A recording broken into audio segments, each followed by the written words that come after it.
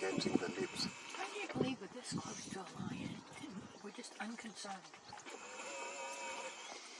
You're unconcerned or he's unconcerned? Well, I'm unconcerned.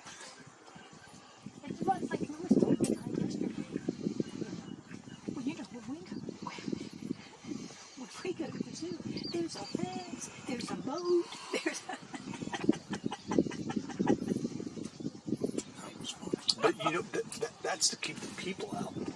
Yeah, but... Yeah, because they know how stupid people are. Oh, but... It was just so funny that he knew. I mean, Lewis was like...